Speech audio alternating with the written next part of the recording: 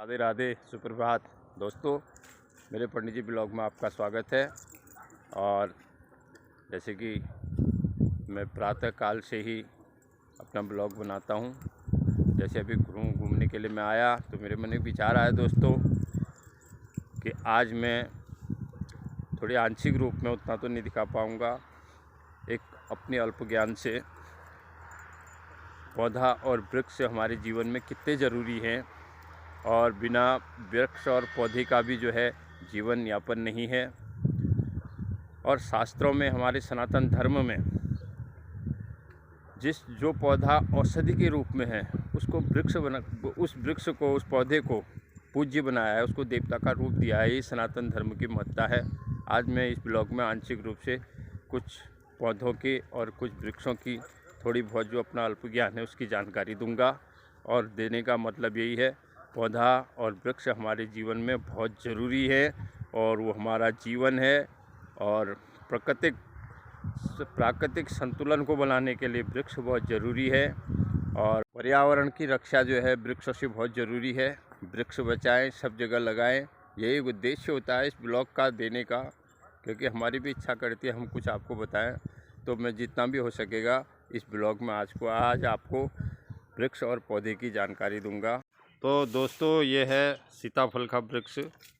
और सीताफल जो है काफ़ी पौष्टिक माना जाता है और कहते हैं काफ़ी कैल्शियम की मात्रा इसमें होती है और काफ़ी स्वास्थ्यवर्धक इस फल को माना जाता है, सीताफल को। और ये सीताफल बड़ा शुभ माना जाता है दोस्तों। और इसको शरीफा भी कहते हैं। और इस सीताफल की खासियत ये है, काफ़ी स्वास्थ्यवर्धक ये फल है। कहते हैं कि सीता माता को बड़ा ये प्रिय था ये सीताफल। और ये सीताफल है, देखिए इसको शरीफा भी बोलते एक शब्दों में, बचपन में हम पढ़ते थे। तो ये सीताफल जो है बड़ा सुंदर फल है। ये सीताफल काफ़ी पौष्टिक फल है। ये देखिए बड़ा सुंदर फल होता है, इसके अंदर दाने होते हैं। बहुत से ने खा रखा होगा ये। तो आज वृक्षों का दिखाने का मतलब ये है कि सीताफल शुभ भी होता है, आप घर में लगाइए, फल है ये। सुंदरता भी, बड़ी सुंदरता होती है इस फल की। ये देखिए, यह है सीताफल। और ये सीताफल ये देखिए। तो दोस्तों, मैं आया आंवले के बगीचे में। आंवले का वृक्ष बड़ा ही शुभ माना जाता है, बड़े फल लगे हैं देखिए आंवले में। आंवले के वृक्ष के मूल में कहते हैं विष्णु भगवान हैं, ऊपर ब्रह्मा हैं और इसके स्कंद में रुद्र हैं और शाखाओं में मुनिगण रहते हैं। शाखाओं में मुनिगण, पत्तों में वसु का वास है, फूलों में मरुदगण, फल में प्रजापति। घर में लगाना बहुत शुभ है दोस्तों। और आंवले के बगीचे में मैं लाया हूँ, इसलिए लाया हूँ। ये आंवले तुड़ाई भी यहाँ पर लोग कर रहे हैं और काफ़ी आंवले तोड़ के मंडी को ले जाएंगे, इसलिए आंवले के बगीचे में आया हूँ दोस्तों। बहुत यहाँ आंवले लगे पड़े हैं और इसको नमन है, प्रणाम है। सृष्टि जीवन का में इस वृक्ष का बहुत बड़ा महत्व है दोस्तों। तो दोस्तों, आयुर्वेदिक गुणों से भरपूर ये आंवले का वृक्ष, कहते हैं कि वैज्ञानिक दृष्टिकोण से भी और आयुर्वेद से भी आंवले का बहुत बड़ा महत्व है। आंवले का फल जो है, कहते हैं कि वृद्ध आदमी को भी युवा बना देता है। और आँखों की रोशनी के लिए, दिल के लिए, दिमाग के लिए भरपूर औषधि से युक्त आंवले का वृक्ष है। और इसको भी घर में लगाना बहुत शुभ माना जाता है और देव रूप में इसकी पूजा होती है दोस्तों। बड़े सुंदर आंवले के फल लगे हैं देखिए। मैं आंवले के बगीचे में आया हूँ, अभी ठंड भी हो रही है। ये देखिए बड़ा सुंदर वृक्ष आंवले का, देखिए फल देखिए। और इसको अपने घर में लगाइए। और च्यवनप्राश जो है, च्यवनप्राश इसी का बनता है। मैंने आज वृक्षों को दिखाने का मतलब यही है, औषधि से भरपूर हमारे सनातन धर्म में, इसीलिए इनको पूज्य कहा है, देवता कहा है। आंवला एकादशी में आंवले का बड़ा पूजन का महत्व होता है। और नवमी आंवला भी आती है, उसको भी लोग धार्मिक दृष्टिकोण से इस वृक्ष का बहुत महत्व है।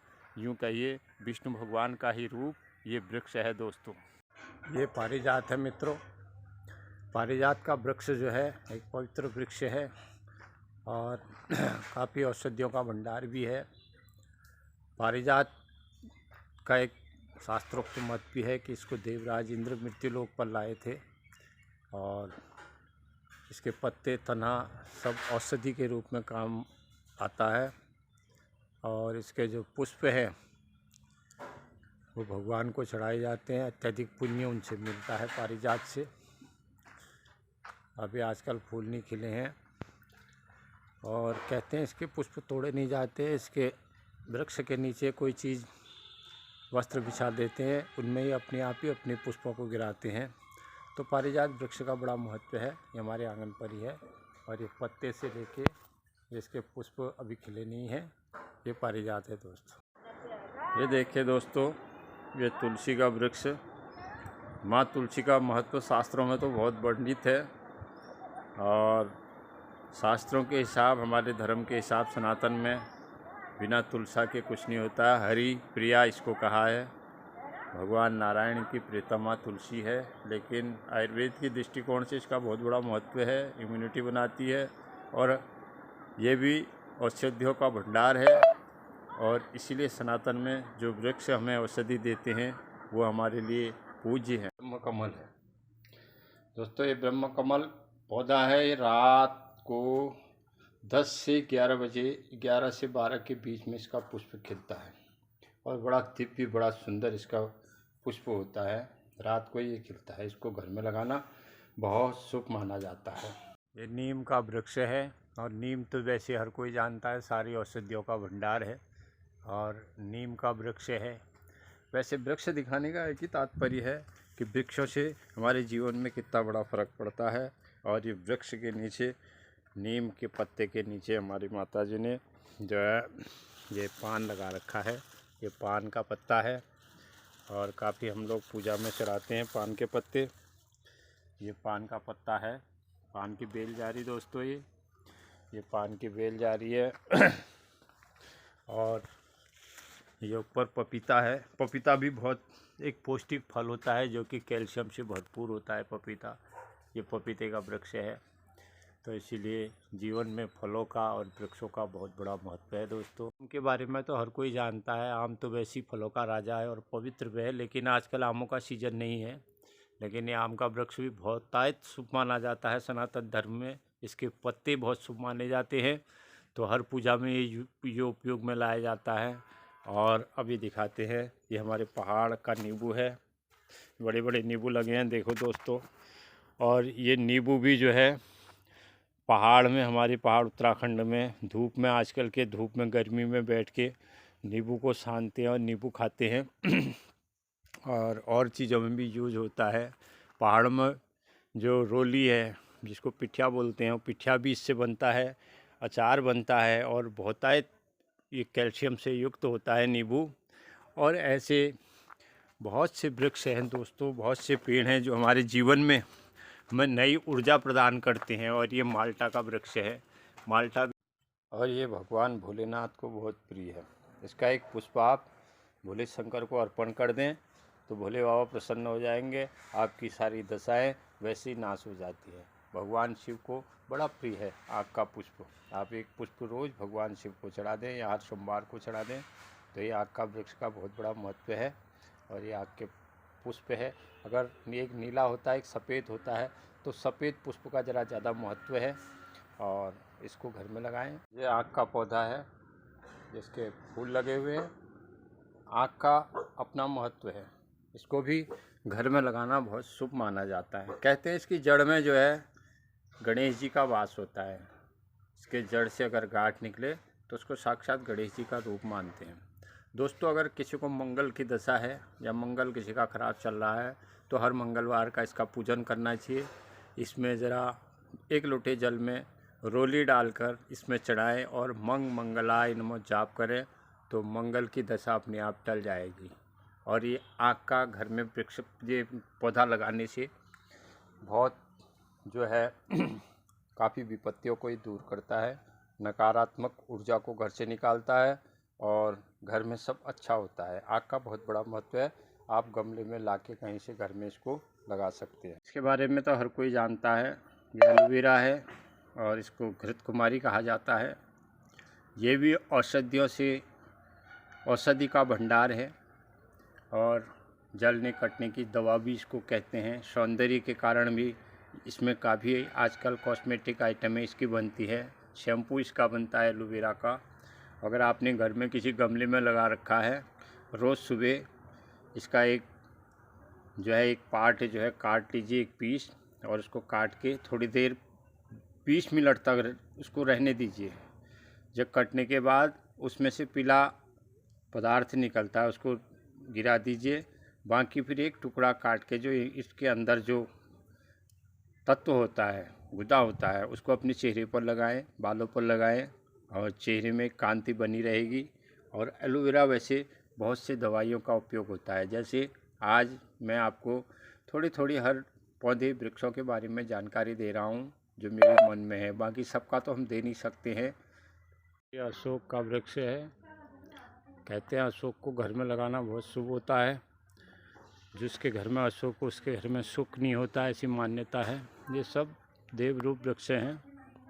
और ये इलायची का पेड़ है, देखिए कितनी स्वादिष्ट होती है इलायची। चाय में डालो, पान में डालो, और वैसे भी मसाले में यूज करो। ये इलायची का पेड़ है, इलायची के पत्ते हैं। अभी इलायची लगी नहीं, इलायची लगने वाली हैं। ये इलायची का पेड़ है। और ऐसे ऐसे अनेक वृक्ष हैं, बेलें हैं, पौधे हैं जो हमें जीवन यापन में हमें पौष्टिकता देते हैं। ये अमरूद का वृक्ष है, देखिए बाहर की वैरायटी है। अनेक वृक्ष हैं और जितना हो सकते हैं उन पेड़ों को हम दिखा रहे हैं जो पौष्टिकता प्रदान करते हैं। ये अमरूद का वृक्ष है। ये अमरूद बाहर का फल है, ये अमरूद, तो इसमें भी बड़ा सुंदर अमरूद होते हैं। नमस्कार मित्रों, आज के ब्लॉग में मैंने आपको वृक्षों के बारे में, बेल, लता और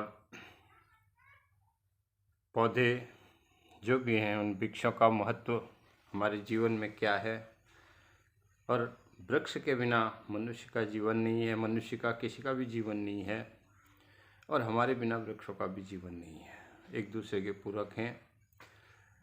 ये तो वृक्ष हमारे सनातन धर्म में पूज्य बताए गए हैं। पुराणों में वृक्ष को मधुसूदन भगवान का स्थान भी दिया है। तो वृक्षों का बड़ा महत्व है। जैसे जंगल में बहुत से वृक्ष हैं, उतने वृक्ष हम दिखा नहीं पाए दोस्तों।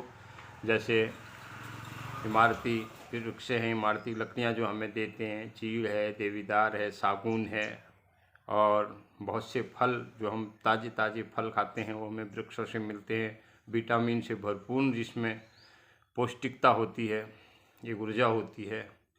उन सब फलों का हमारे जीवन में बहुत बड़ा महत्व है। वृक्षों से मनुष्य को प्रेम होना चाहिए, हम सभी को प्रेम होना चाहिए। और पर्यावरण दूषित जब हो जाता है तो उसको रोकने में वृक्ष की अहम भूमिका होती है, और ताज़ी जो स्वच्छ ऑक्सीजन हम लोगों को देते हैं। तो वृक्ष, आज के ब्लॉग में वृक्षों के बारे में बताने का एक उद्देश्य यही है कि वृक्षों से हमें जो है प्रेम करना चाहिए, अधिक से अधिक वृक्ष लगानी चाहिए। जैसे हम अपने बच्चों की देखभाल करते हैं, वैसे उन पेड़ पौधों और वृक्षों की देखभाल करनी चाहिए, क्योंकि भगवान ने उनमें भी जीवन दिया है। उनको भी दर्द होता है। अगर जीवन नहीं होता, वो हमें फल नहीं देते, हरियाली नहीं होती। आप किसी वृक्ष को काट दो, एकदम सूख के लकड़ी हो जाएगा। इसलिए मेरा उद्देश्य ब्लॉग देने का आज ऐसी है, जितना हो सके हम वृक्ष लगाएं और वृक्षों की रक्षा करें। और जो हमारे सनातन धर्म में जो भी वृक्ष पूज्य हैं, उन वृक्षों की पूजा करें। और वृक्षों का, पौधों का इस सनातन धर्म में बहुत बड़ा महत्व है। तो इसीलिए मेन उद्देश्य यही है कि वृक्षों को सम्मान करिए, पौधे, पेड़ पौधे लगाइए और प्राकृतिक सुंदरता को बढ़ाइए। फूल देखिए, कितने कितने प्रकार के फूल हमें पौधों से मिलते हैं, और बिना पुष्पों की ज़िंदगी नीरस है। इसीलिए उन्हीं पौधों के पुष्प हम भगवान को अर्पण करते हैं, उन्हीं वृक्षों के फल हम भगवान को अर्पण करते हैं। आज का मेन उद्देश्य ये दोस्तों कि अधिक वृक्ष लगाए।